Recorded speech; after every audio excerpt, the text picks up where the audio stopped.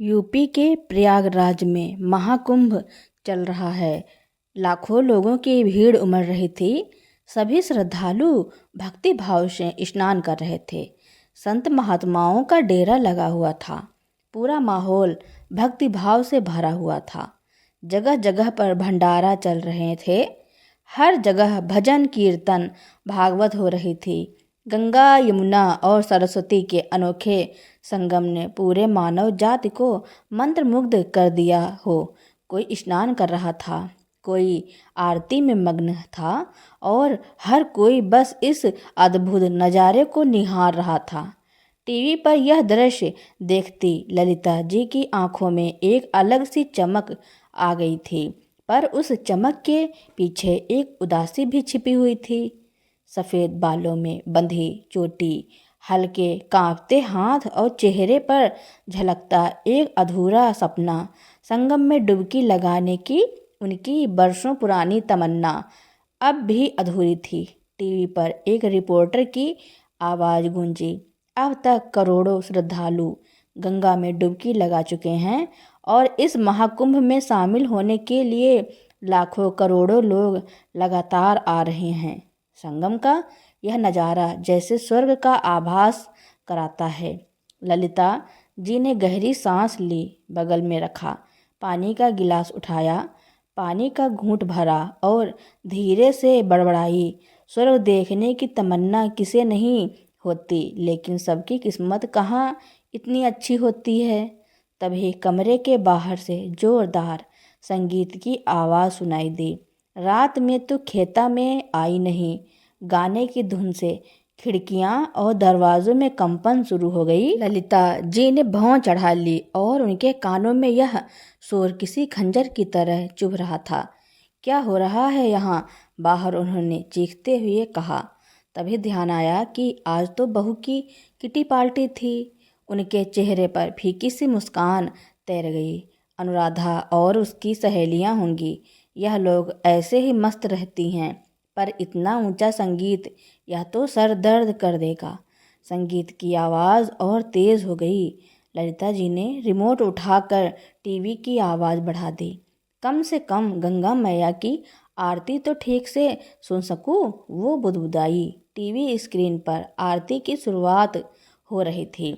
गंगा किनारे दीपों का समंदर लहरों के साथ घूम रहा था।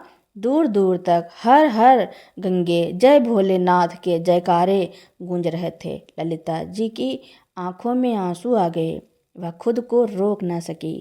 हे गंगा मैया, क्या मेरी यह इच्छा कभी पूरी होगी? क्या मैं भी संगम के तट पर खड़े होकर तेरा आशीर्वाद ले पाऊंगी? तभी गानों की गूंज के बीच दरवाजे की घंटी बजी। जोरदार म्यूजिक के बावजूद भी अनुराधा जी के कानों में उसकी गूंज साफ पड़ी। वह चुस्ती से उठी और दरवाजे की ओर लपकी। सामने फूड डिलीवरी वाला लड़का खड़ा था। उसके हाथ में बड़े बड़े बैग लटके हुए थे। मैम, आपका ऑर्डर। बैग लेकर अनुराधा तेजी से अंदर आई और आवाज़ लगाई, कांता, ओ कांता, कहाँ मर गई तू? यह सब जल्दी से परोस दे, सबको भूख लगी होगी। काम वाली बाई कांता रसोई में सिर बाहर निकालते हुए बोली, आ रही हूँ भाभी जी। चाय रख रही थी। कुछ ही मिनटों में खाने पीने का सिलसिला शुरू हो गया। मेहमानों ने अपने अपने हिस्से की प्लेटें उठाई और ठहाकों के बीच गपशप में मशगूल हो गए। संगीत की आवाज़ और तेज़ कर दी गई थी। इस बीच ललिता जी का सिर दर्द से फटने लगा। अनुराधा, अनुराधा, उन्होंने धीमी लेकिन बेचैन आवाज़ में पुकारा, परंतु कोई जवाब नहीं आया। हालांकि अनुराधा के कानों तक वह आवाज़ पहुंच रही थी, लेकिन उसने सुनकर भी अनसुना कर दिया। वह अपनी सहेलियों के साथ मस्ती में खोई हुई थी। गंगा के तट पर होने वाली आरती की गूंज अब ऊंचे संगीत की आवाज़ में दब चुकी थी। इसलिए ललिता जी ने रिमोट उठाकर टीवी बंद कर दिया। इधर कानों के झुमकों को ठीक करते हुए अनुराधा रसोई से चाय लेने के लिए आई तो ललिता जी ने फिर से आवाज़ दी, अनुराधा बहू, जरा मेरी बात तो सुन लो। अनुराधा झुंझलाती हुई उनके कमरे में गई। अब क्या हुआ माँ जी? उसने कमरे में प्रवेश करते ही ऊंची आवाज़ में कहा। थोड़ी देर हम लोग मस्ती कर लें तो आपको परेशानी होने लगती है। आखिर क्यों हर बार आपको कुछ न कुछ दिक्कत होने लगती है? ललिता जी ने सहमी हुई आंखें उठाई। वो मैं तो बस संगीत की आवाज़ थोड़ा कम करने को कह रही थी। अनुराधा ने उनकी बात अनसुनी करते हुए कहा। अच्छा ठीक है, अब और क्या चाहिए? और कोई परेशानी तो नहीं है? ललिता जी ने हिचकते हुए कहा। सिर बहुत दर्द कर रहा है, अगर एक कप चाय मिल जाए तो शायद थोड़ी राहत मिल जाए। अनुराधा ने अपनी भौं चढ़ाई और मुंह बनाते हुए कमरे से बाहर निकल आई। जाते जाते उसने जोर से कहा, कांता, माँ जी के लिए एक कप चाय अंदर दे जा, मुझे और भी काम है इनकी सेवा चाकरी के अलावा। कुछ ही देर में कांता ने चाय का कप लाकर ललिता जी के बिस्तर के पास रख दिया। लो माँ जी, चाय पी लो, कांता ने कहा। बाहर से मस्ती की आवाज़ें आ रही थी। कोई जोर जोर से बातें कर रहा था, कोई हंस रहा था, लेकिन इस कमरे के भीतर एक अलग ही सन्नाटा था जो सिर्फ ललिता जी महसूस कर रही थी। अगले दिन सुबह ललिता जी उठी तो उनके बेटे मनोज ने देखा कि उनकी तबीयत अब भी ठीक नहीं थी। माँ, चलिए डॉक्टर के पास दवा दिला लाता हूँ, ललिता जी ने कमज़ोर आवाज़ में कहा। बेटा, मैं ठीक हूँ, थोड़ा आराम करूँगी तो सब ठीक हो जाएगा, मनोज ने सख्त लहजे में जवाब दिया। नहीं माँ, बहाने मत बनाइए, चलिए मैं निकलता हूँ। थोड़ी देर बाद मनोज अपनी माँ को लेकर डॉक्टर के पास गया। मेडिकल स्टोर से दवाएं खरीदी और माँ को लेकर घर लौटा। घर पहुँचते ही अनुराधा ने अपने कमरे के दरवाजे पर खड़े होकर पूछा, देर कैसे हो गई? मैं तो कब से तैयार बैठी हूँ, बाजार जाना है, पैसे दे दीजिए, मुझे काफ़ी सामान लेना है। मनोज ने चुपचाप जूते उतारते हुए जवाब दिया। अभी मेरे पास पैसे नहीं हैं। अनुराधा जो थे वह माँ की दवाइयों में लग गए। यह सुनकर अनुराधा के माथे पर बल पड़ गए। उसने कठोर शब्दों में कहा, अरे वाह, माँ जी की दवाइयों में सारे पैसे लग गए और बाकी के खर्चों का क्या? परेशान क्यों होती हो अनुराधा? आज कल में तनख्वाह आ जाएगी तब तुम बाजार चली जाना। माँ की तबीयत खराब थी, दवाई दिलाना जरूरी था, मनोज बोला। अनुराधा ने गुस्से में अपनी सास की ओर घूरते हुए देखा, लेकिन मनोज के सामने चुप ही रही। उसकी आंखों में नाराजगी साफ साफ झलक रही थी। कुछ देर बाद ललिता जी बाहर आईं और बोली, बेटा, मेरा बहुत मन करता है कि इस बार कुंभ में जाकर संगम में डुबकी लगा लूं। जिंदगी का भरोसा नहीं, पता नहीं अगली बार यह मौका मिले या ना मिले।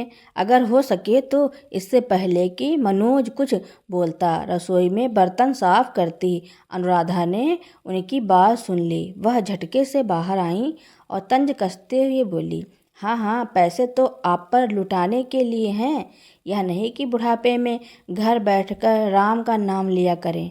बस पैसे खर्च करवाने में लगी रहती हैं। अब कुंभ में जाना है, कल ताजमहल देखने की फरमाइश करेंगी। मनोज ने गहरी सांस ली और नाराजगी भरे स्वर में कहा, अनुराधा, तुम हर बार इस तरह क्यों चिल्लाने लगती हो? माँ, मैं देखता हूँ, अगर मुझे कुछ छुट्टियाँ मिलती हैं तो, कहकर मनोज ऑफिस चला गया। शाम को ललिता जी की तबीयत थोड़ी ठीक हुई। उन्होंने रोज़ाना की तरह अपनी सिलाई मशीन चलाना शुरू कर दिया। सिलाई करते वक्त उनकी आंखों में संतोष झलक रहा था। उनकी सोच यह थी कि भले ही उम्र ढल रही है, लेकिन कुछ काम करके खुद को व्यस्त रखना ठीक रहता है। लेकिन अनुराधा तो पहले से ही गुस्से में थी। जैसे ही सिलाई मशीन की आवाज़ उसके कानों में पड़ी, वह रसोई से चिल्लाती हुई बाहर आ गई। माँ जी, कल जब मैंने थोड़ी देर के लिए म्यूज़िक चला लिया था तो आपको सिर में दर्द होने लगा था। अब आप हर रोज़ इस सिलाई मशीन को लेकर बैठ जाती हैं। क्या इसमें से कोयल की मधुर आवाज़ निकलती है? मेरा तो सिर दर्द हो जाता है, लेकिन आपको कहाँ किसी की फिक्र है। ललिता जी उसकी बातें सुनकर ठिठक गईं। उनकी उंगलियां मशीन के हैंडल पर रुकी और आंखें नम हो गईं। उन्होंने मशीन को एक ओर सरकाकर कुछ कहे बिना मशीन का कपड़ा ढक दिया। फिर रामायण उठाई और पढ़ने लगी। इस दौरान रसोई से बर्तन पटकने की आवाज़ें आने लगी। अनुराधा रसोई में खड़ी खड़ी बड़बड़ाए जा रही थी। कितनी बार कहा है कि माँ को वृद्ध आश्रम छोड़ दो, दिन भर परेशान करती रहती हैं, लेकिन मनोज के कानों पर जूं तक नहीं रेंगती, उल्टा मुझ पर ही बरसने लगते हैं। यह श्रवण कुमार मुझे ही मिलना था। काम करके अनुराधा किचन से बाहर आई तो अपने बेटे को आवाज़ लगाने लगी। रजत, कहाँ चला गया यह लड़का? रजत को आवाज़ लगाते हुए वह कमरे में गई। कमरे में खिलौने बिखरे हुए थे तो कमरा ठीक करने लगी। करीब आधे घंटे के बाद बाहर से उसके 7 साल बेटे की रोने की आवाज़ आई। अनुराधा तुरंत बाहर आई। बच्चे को रोते देख वह घबरा गई। यह चोट कहाँ से लगी? उसने तेज़ आवाज़ में पूछा। ललिता जी ने जवाब दिया, मैं थोड़ी देर बाहर टहलने गई थी तो रजत भी मेरे साथ ही चल पड़ा था। अचानक सामने से तेज़ गति में एक बाइक वाला आ गया था। वैसे तो बचाव हो गया, लेकिन सिर पर थोड़ी चोट आ गई। अनुराधा गुस्से से लाल हो गई। उसने तेज स्वर में अपनी सासू माँ से कहा, माँ जी, आपसे किसने कहा था मेरे बच्चे को बाहर ले जाने के लिए? मुझे एक बार बताना तो चाहिए था ना। मैं इसकी माँ हूँ और मुझे यह तक नहीं पता कि मेरा बेटा कहाँ गया है। अगर उसे कुछ हो जाता तो कौन जिम्मेदार होता? फिर रजत को घूर कर देखते हुए बोली, और तुझे कितनी बार कहा है अपनी दादी से दूर रहा कर, लेकिन तुझे समझ ही कहाँ आती। न जाने क्या मज़ा आता है इसे दादी के साथ रहने में। उसी समय मनोज भी घर पहुंच गया। क्या हो रहा है अनुराधा? इतना ऊंचा क्यों बोल रही हो? अनुराधा ने उसे देखते ही चिल्लाते हुए कहा, देखिए आपकी माँ ने क्या किया है। खुद को तो संभाल नहीं पाती हैं और अब रजत को भी अपने साथ बाहर लेकर चली गई थी टहलने के लिए। कितनी जोरदार चोट लगी है, देखो तो जरा। हद हो गई लापरवाही की। अनुराधा ने बच्चे को मरहम पट्टी करते हुए कहा तो मनोज बोला, माँ आपको ध्यान रखना चाहिए था ना। छोटा बच्चा है, वह बाहर लेकर गई भी थी तो कम से कम उसका हाथ तो थाम कर रखना चाहिए था। फिर अनुराधा जोर जोर से बोलने लगी, कितनी बार कहा है अपनी माँ को वृद्ध आश्रम ही छोड़ाओ, आप भी तो नहीं सुनते ना। इतना परेशान करके रखा है इन्होंने। तो मनोज झुंझलाते हुए बोला, बस अनुराधा, मुझे तो समझ नहीं आता, तुम हर बात पर घूम फिर कर माँ को वृद्ध आश्रम भेजने पर क्यों आ जाती हो। अनुराधा को डांटते हुए मनोज कमरे में चला गया। अनुराधा बेहद गुस्से में थी, लेकिन फिर कुछ ही देर के बाद न जाने उसके मन में क्या विचार आया। उसके चेहरे पर अचानक एक कुटिल मुस्कान फैल गई। उसने रसोई में जाकर कुछ सोचते सोचते डिनर बनाने की तैयारी में लकड़ने लगी। फिर काम निपटाकर वह सीधे मनोज के पास आई। सुनिए, आपकी माँ कब से महाकुंभ में जाने की बात कर रही है। मैंने सोचा क्यों ना उन्हीं की इच्छा पूरी कर दी जाए। अगले हफ्ते हम सब महाकुंभ मेले में चलें। माँ भी खुश हो जाएगी और थोड़ा घूम फिर कर आप भी तरोताज़ा हो जाएंगे। उसने बड़े ही मधुर स्वर में कहा। मनोज ने हैरानी से अनुराधा की ओर देखा। यह वही अनुराधा थी जो कुछ ही समय पहले ललिता जी को वृद्धाश्रम भेजने की बात कर रही थी और अब अचानक उनके कुंभ जाने की इच्छा पूरी करने की बात करने लगी। अनुराधा, तुम्हें माँ का इतना ख्याल कब से आने लगा? उसने शक भरे लहजे में पूछा। अनुराधा ने सहजता से जवाब दिया, अरे ऐसा कुछ नहीं है। माँ को बार बार उनकी इच्छाओं के लिए दुखी होते देख मुझे भी महसूस हुआ कि उनकी आखिरी इच्छा पूरी कर देनी चाहिए। आखिर वह हमारी माँ है। मनोज को यह बात ठीक लगी। उसने सिर हिलाते हुए कहा, हाँ, माँ की इच्छा है तो हम उन्हें कुंभ मेले में ज़रूर लेकर जाएंगे। मैं कल ऑफिस में छुट्टी की बात कर लेता हूँ। अनुराधा ने राहत की सांस ली और अंदर ही अंदर अपनी योजना की सफलता पर खुश हो गई। अब तो बस देखते जाइए मैं अपनी परेशानी कैसे हल करती हूँ, उसने मन ही मन सोचा। अगले कुछ दिनों में मनोज ने ऑफिस से छुट्टी की अनुमति ली और अगले हफ्ते की ट्रेन की टिकट भी बुक करवा दी।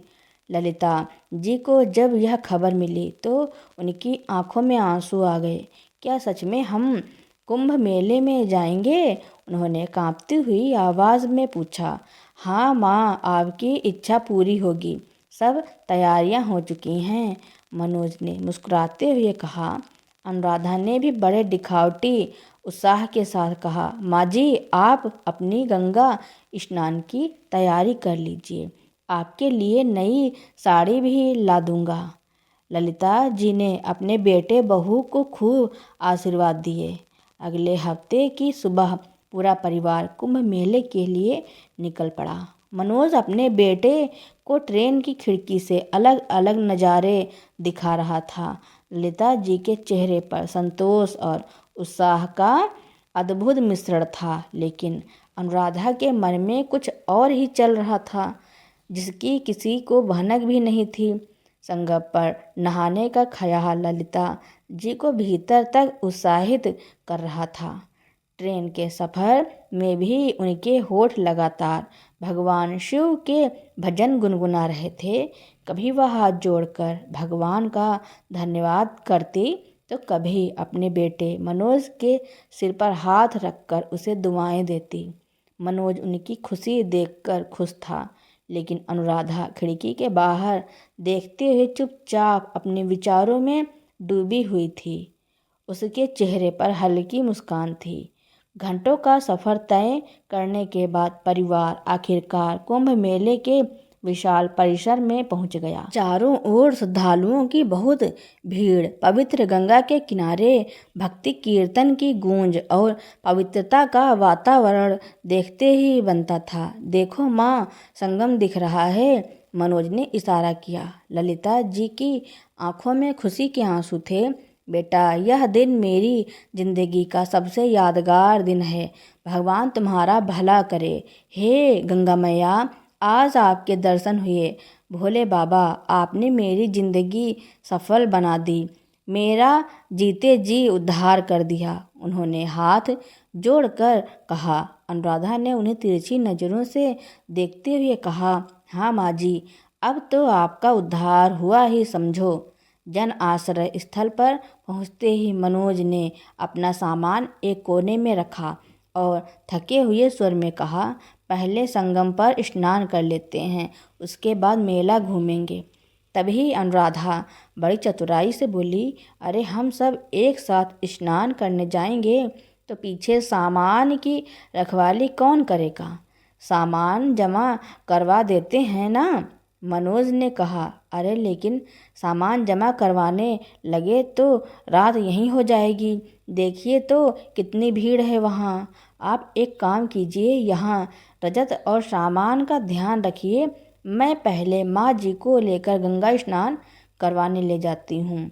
मनोज ने सहमति में सिर हिलाया और रजत को गोद में लेते हुए कहा, ठीक है, तुम माँ को लेकर जाओ, मैं इंतज़ार करता हूँ। जब तुम लोग लौट कर आ जाओगे तब मैं रजत के साथ स्नान के लिए चला जाऊँगा। ललिता जी जो थकावट के बावजूद गंगा स्नान की कल्पना से ही ऊर्जा से भर गई थी, अनुराधा का सहारा लेकर धीरे धीरे बाहर की ओर बढ़ी। चेहरे पर उम्मीद और खुशी साफ दिख रही थी। चलते चलते मन ही मन बोली, आज का दिन मेरे लिए सबसे बड़ा दिन है। कुंभ में गंगा स्नान तो मेरी बरसों की तमन्ना थी। प्रयागराज के महाकुंभ मेले में श्रद्धालुओं की भीड़ बढ़ती जा रही थी। गंगा की लहरें दूर से ही बहुत तेज बहते हुए दिखाई दे रही थी। घाट पर भी बड़ी संख्या में श्रद्धालु मौजूद थे। अनुराधा ने अपनी सास को स्नान करने के लिए बुलाया। उसने आज पहली बार अपनी सासू माँ के साथ मीठी मुस्कान के साथ बात की। माँ जी चलो गंगा स्नान करने चलते हैं। यहाँ स्नान करने से सारे पाप धुल जाते हैं और इच्छाएं पूरी हो जाती हैं। अनुराधा की आंखों में एक अजीब सी चमक थी। वह ललिता जी को गंगा के उस किनारे पर ले गई जहाँ बहुत कम श्रद्धालु थे। वहाँ नदी अपेक्षाकृत गहरी थी और बहुत तेज गति से बह रही थी। ऊंची लहरें देखकर ललिता जी थोड़ा घबरा गईं। वहाँ खड़े होकर अनुराधा ने मीठे स्वर में कहा, माँ जी डरो मत, मैं यहीं खड़ी हूँ, पहले आप गंगा में स्नान कर लो। ललिता जी को मन ही मन डर लग रहा था।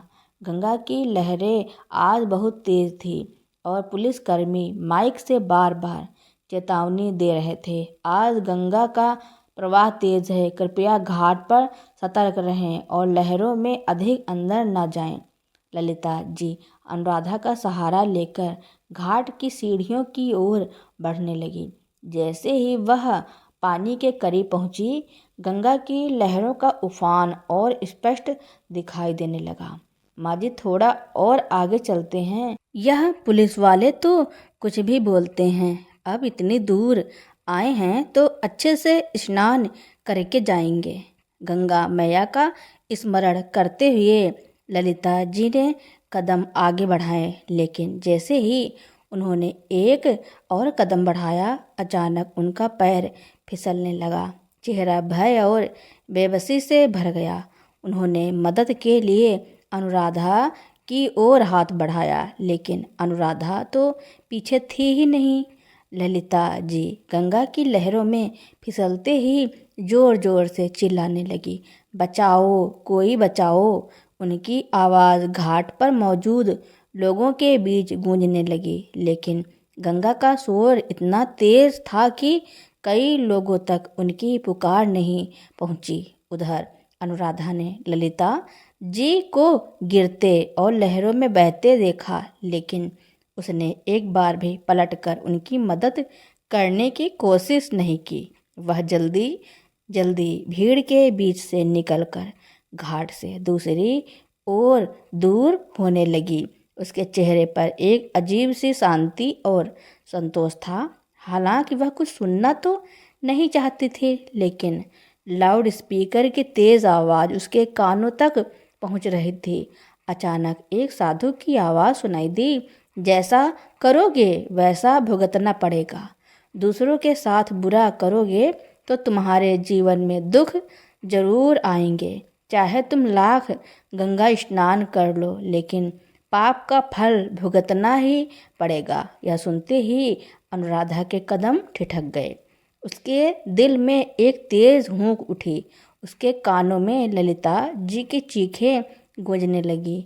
एक पल के लिए उसे लगा जैसे वह उन लहरों में डूब रही होगी और मदद के लिए पुकार रही होगी।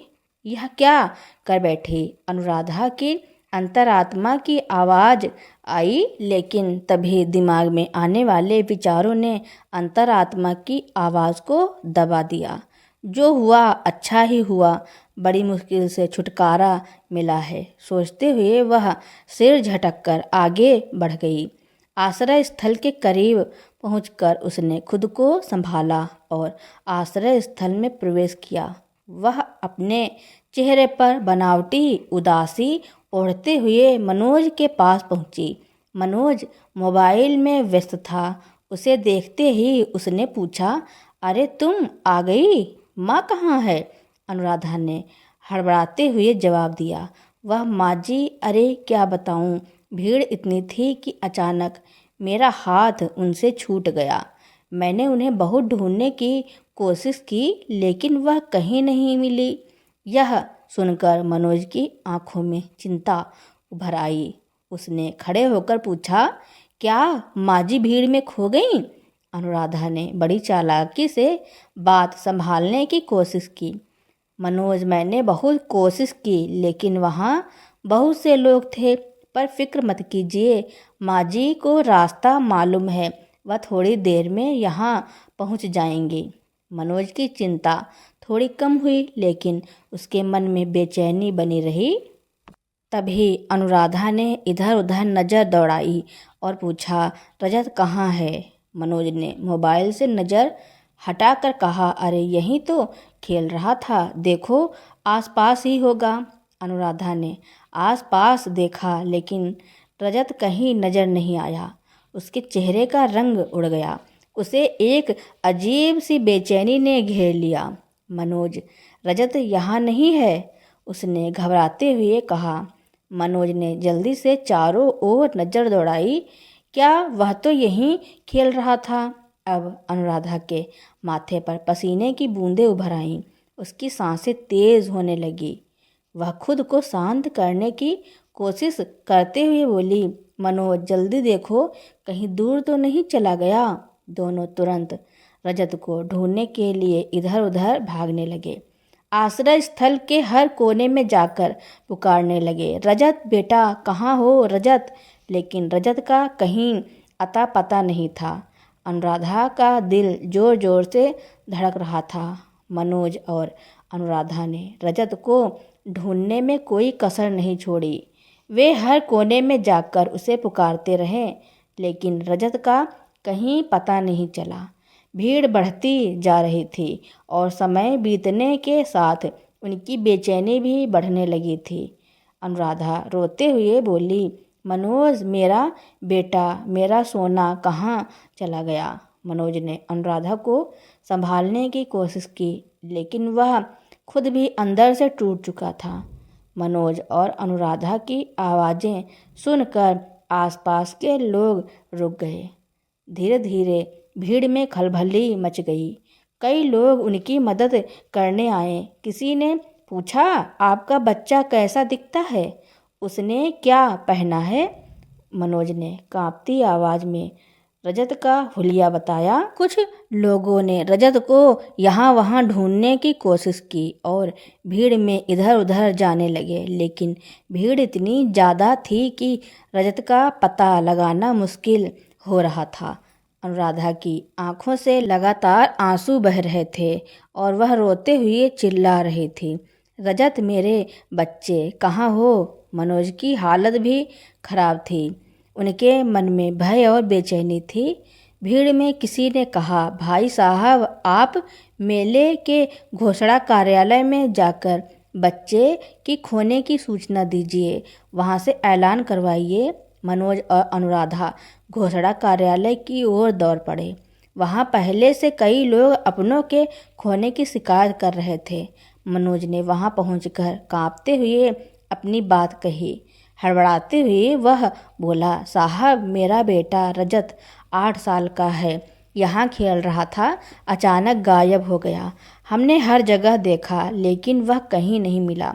कृपया हमारी मदद कीजिए। वहाँ मौजूद कर्मचारियों ने मेले में गश्त लगा रही पुलिस टीमों को बच्चे का हुलिया और नाम बताया।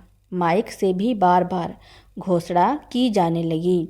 8 साल का एक बच्चा, नाम रजत, पीले रंग की टी शर्ट और काली पैंट पहने हुए है। जिसने भी उसे देखा हो कृपया नज़दीकी पुलिस कर्मी को सूचना दें। इस बीच अनुराधा की हालत खराब होती जा रही थी।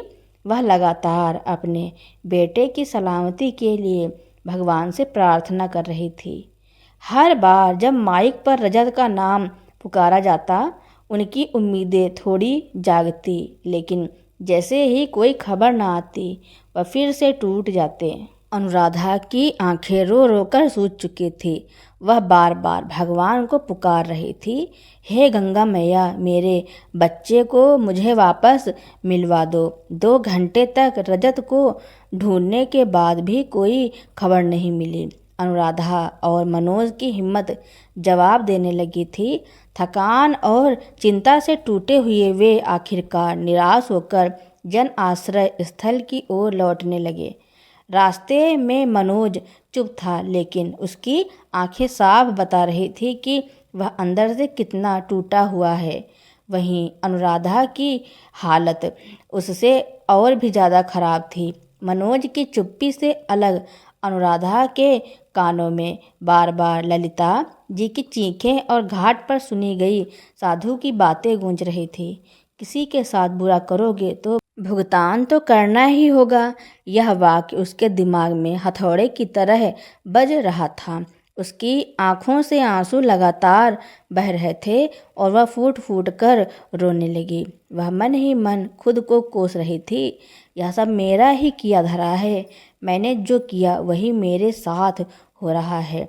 दोनों भारी कदमों से आश्रय स्थल पहुँचे, लेकिन जैसे ही उन्होंने वहाँ कदम रखा, अनुराधा के पैरों तले जमीन खिसक गई। वहाँ एक कोने में ललिता जी आराम से बैठी हुई थी। वह बिल्कुल ठीक ठाक दिख रही थी, जैसे उनके साथ कुछ हुआ ही ना हो। माँ, मनोज की आवाज़ खुशी और हैरानी से भर उठी। मनोज दौड़कर अपनी माँ के पास गया। ललिता जी ने उसे देखकर मुस्कुराते हुए कहा, क्या हुआ बेटा, तुम दोनों ऐसे घबराए हुए क्यों हो? अनुराधा वहीं खड़ी रह गई, जैसे किसी ने उसे जड़ कर दिया हो। उसकी आंखें फटी रह गईं।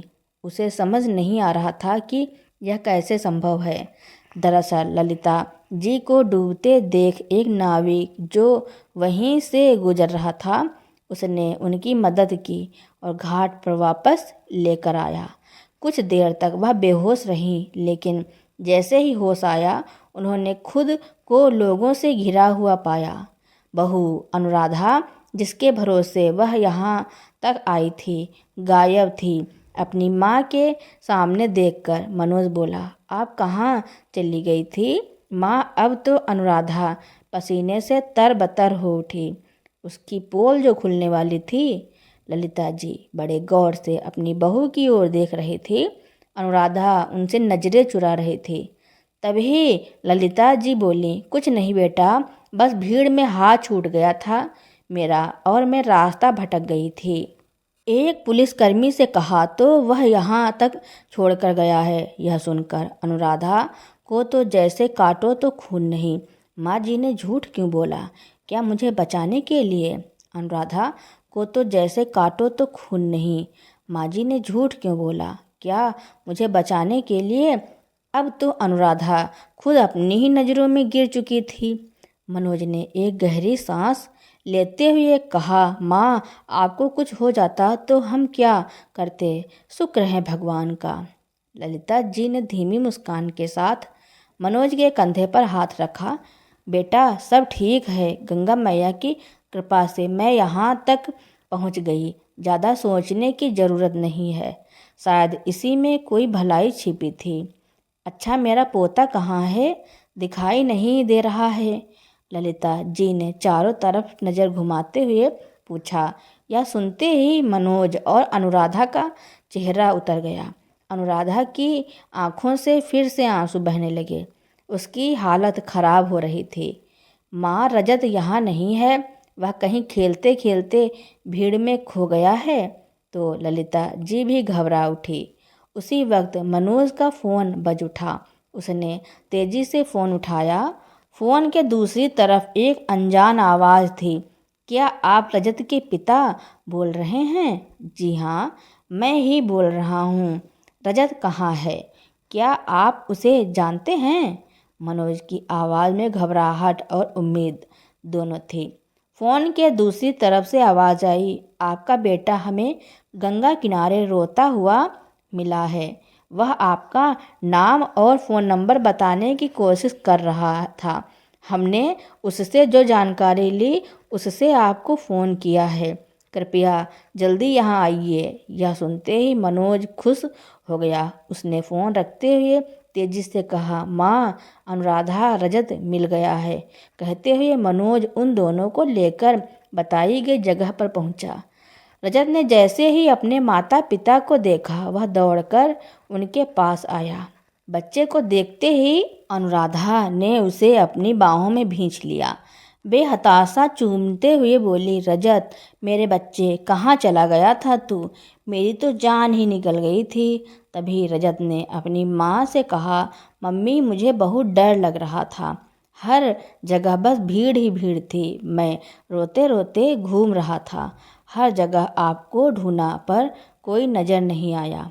तभी एक अंकल ने मुझसे पूछा कि तुम रो क्यों रहे हो। मैंने उन्हें सारी बात बताई तो उन्होंने मुझसे पापा का फ़ोन नंबर मांगा और फिर आपको फ़ोन कर दिया। अनुराधा ने हैरानी से पूछा, लेकिन रजत, तुझे पापा का फ़ोन नंबर कैसे याद है?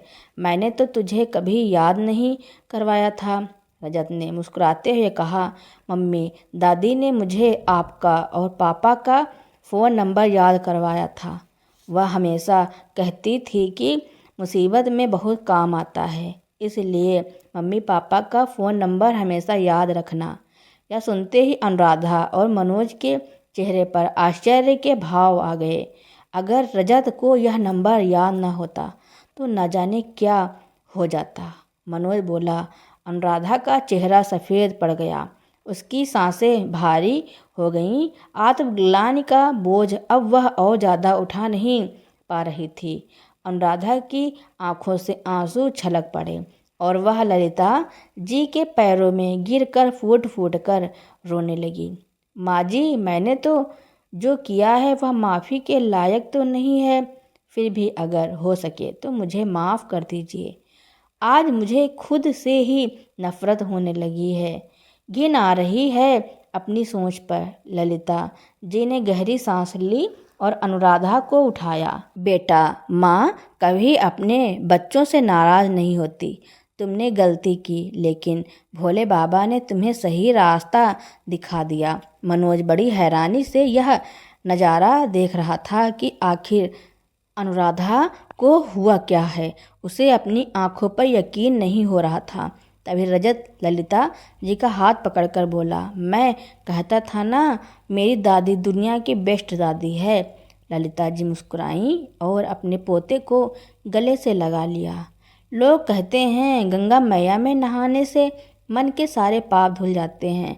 आज वही हुआ। अनुराधा के मन में अपनी सास के प्रति जो ईर्ष्या द्वेष था वह सब धुल चुका था।